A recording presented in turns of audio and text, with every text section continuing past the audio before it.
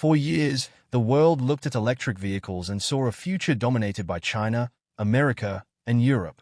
But in 2026, something completely unexpected happened.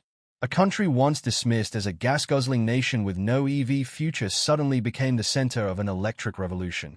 Sales doubled overnight. Russia-made cars started flooding the market, and the entire global industry was forced to take notice. But here is the real shock. This explosion was not driven by environmental concerns or government mandates.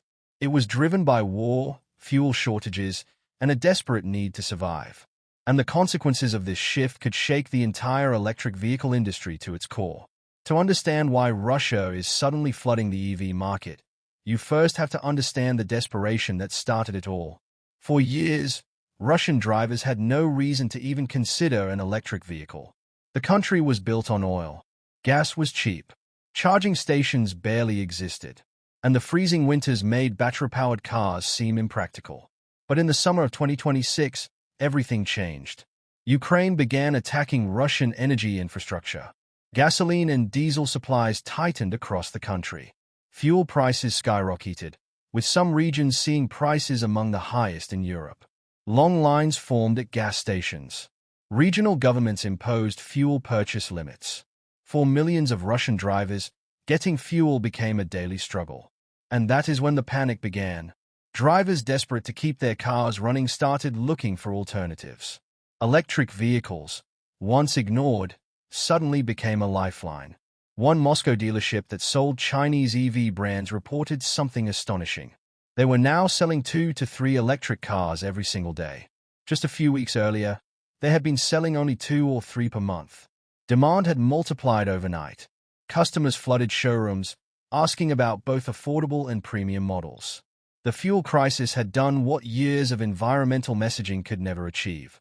It forced ordinary people to reconsider everything they knew about cars. But here is where the story takes an unexpected turn. This explosion in demand was not for Russian-made vehicles. It was almost entirely for Chinese brands. And that created a new kind of crisis for the country. The Russian government watched this sudden shift unfold with a mix of relief and alarm.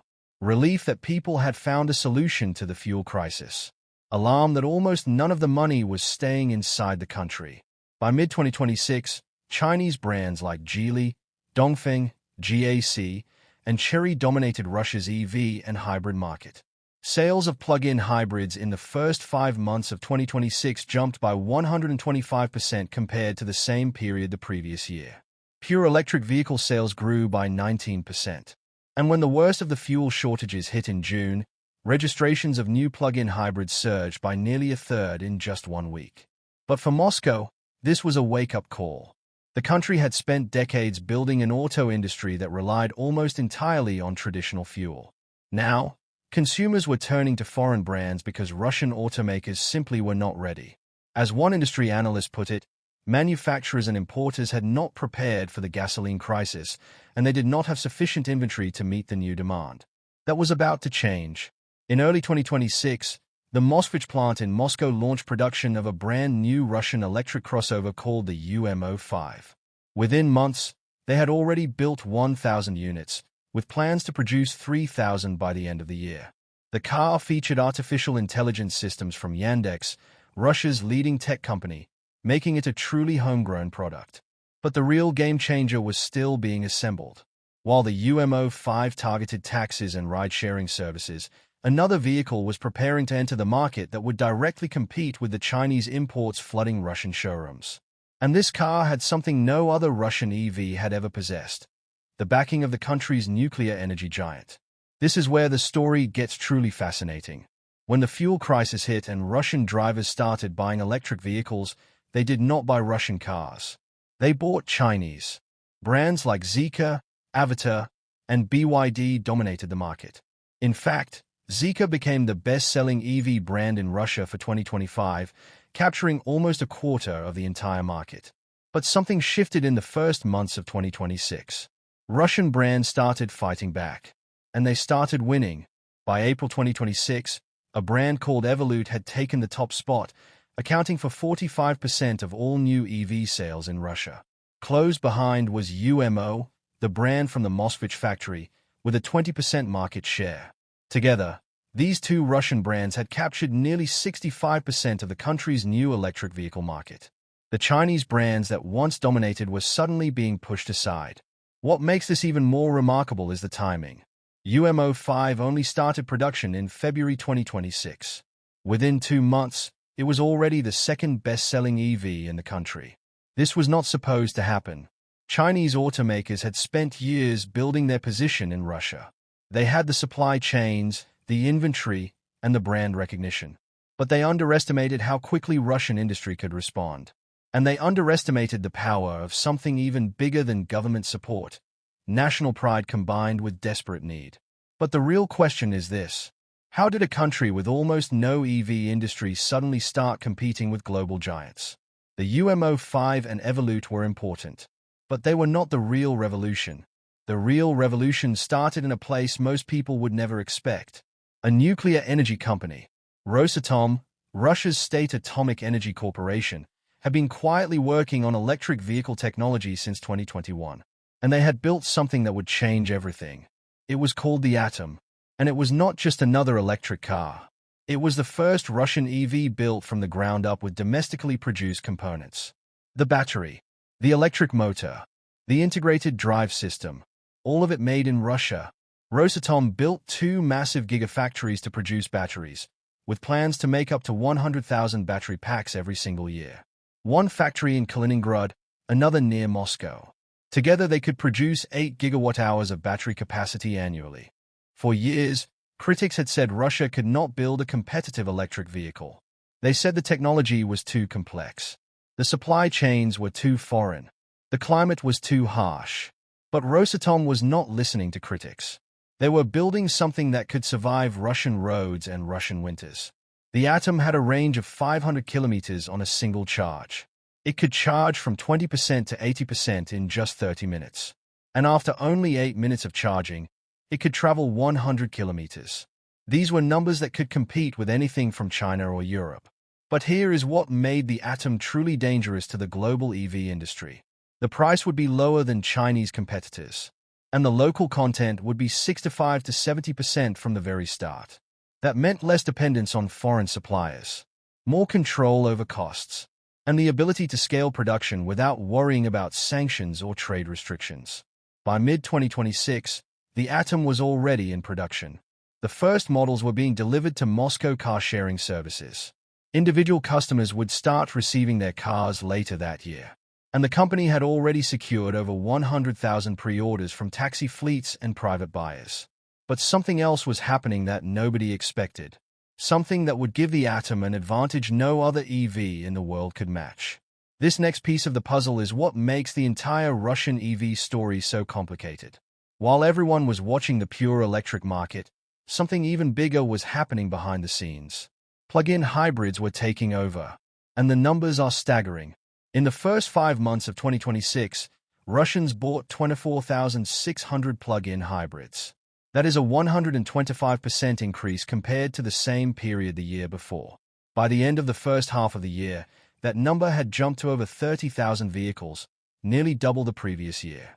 But the real explosion happened when the fuel crisis hit its worst point. In the last 3 weeks of June and July, Russians bought 2,144 plug-in hybrids. That is an 83% increase compared to the average weekly sales before the crisis. In just 1 week, more than 2,200 hybrids were sold. Drivers were not just buying Russian brands. The number one hybrid in Russia during this period was the Chinese Geely EX5 EMI, with 1,734 vehicles sold in just 3 weeks. But here is what makes this trend so important. Hybrids give Russian drivers the best of both worlds. They can drive on electricity within the city and use gasoline for longer trips without worrying about charging stations. As one expert put it, Russians view hybrid vehicles as a compromise option, allowing them to travel on electric power within the city and not rely on charging stations for longer journeys. This is why hybrids, not pure electric cars, are leading the charge. During the fuel crisis, pure electric registrations only reached about 419 in the peak week. Hybrids were outselling them by nearly 5 to 1. The government noticed this, and they decided to do something about it. All of this demand meant nothing without one critical piece of the puzzle: Charging stations. Because here is the harsh reality. You can sell all the electric cars in the world, but if people cannot charge them, they will not buy them. And for years, Russia's charging infrastructure had been a joke. At the start of 2026, there were only about 80,000 electric vehicles on Russian roads. That is barely 0.2% of the total car fleet. And nearly half of those cars were concentrated in just one city, Moscow. 29% of all EVs in Russia drove around the capital. The rest were scattered across a country so vast that charging deserts stretched for hundreds of kilometers. But the fuel crisis changed the math. As demand exploded, the charging network started to strain. In just 1 month, the Punkt charging network saw the number of charging sessions jump by nearly 50%. Stations in major cities became overcrowded. On average, there was only one public charging station for every 10 electric vehicles. In Moscow, that ratio was even worse. 18 electric cars for every single charger. Add hybrids into the equation, and the number jumped to 4 to 5 vehicles per station. The government knew this was a problem, and they started building fast. By July 2026, Russia had nearly 8,000 public charging stations. That was an increase of almost 40% from the previous year. The biggest charging hubs ever built in the country appeared on the M11 highway connecting Moscow and St. Petersburg. 27 powerful charging stations at 2 locations, each capable of delivering up to 210 kilowatts of power. These were not just concrete blocks with plugs. They were full service centers with rest areas, playgrounds, and eventually restaurants and shops. The goal was to make long-distance electric travel possible across the country's most important corridor. But there was a problem. The government's own 2021 strategy had promised nearly 10,000 charging stations by 2024.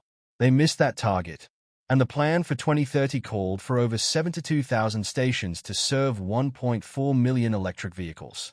At the current pace, they would not get there. Not even close. This is where the real gamble becomes clear. So here we are. The fuel crisis sparked an EV revolution nobody expected.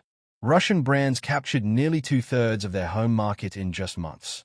The Atom rolled off production lines with specs that rivaled anything from China or Europe. And charging stations sprouted across the country like never before. But here's the question that everyone in the industry is asking. Is this the real turning point? Or is it just a temporary shock that will fade once gasoline starts flowing again? The answer is complicated, because the data tells 2 completely different stories. On one side, the numbers look impressive. In the first half of 2026, sales of electric and hybrid vehicles in Russia jumped by over 90%, reaching more than 54,000 units. Their share of the total new car market nearly doubled to 8%, up from just over 5% the previous year. The number of charging stations increased by roughly 40%, and major new hubs appeared on the M11 highway with 27 high-power chargers serving the Moscow-St. Petersburg route. But on the other side, the picture is less rosy. Russia still has only about 8,000 public charging stations for the entire country. That is one charger for roughly every 10 EVs, but in Moscow, it is 18 cars per charger. And the government missed its own 2024 target of nearly 10,000 stations. The 2030 goal of over 72,000 stations now seems almost impossible to reach at the current pace. Then there is the hybrid factor. Pure electric sales grew much more slowly than hybrids. In the first 5 months of the year, EVs only increased by 19% while plug-in hybrids jumped by 125%. This tells us something important. Russian drivers still have range anxiety. They still worry about charging infrastructure. And they still see electric cars as a compromise rather than a full replacement. Some experts believe the current surge in demand will end once the fuel shortages ease, with sales likely shifting back to traditional combustion engine models. The question is whether enough people will have switched to electric by then to make the transition permanent. And that is the gamble Russia is making. Build enough cars, enough chargers, and enough consumer confidence before the crisis ends. If they succeed, they will have built an EV industry from nothing in the span of a few desperate months. If they fail, the boom will be remembered as a brief moment of panic that faded as quickly as it arrived. One thing is certain, the global EV industry is watching, and they are no longer laughing. Do you think this Russian EV revolution is a permanent shift or just a temporary spike that will fade once the fuel crisis ends? Let me know in the comments.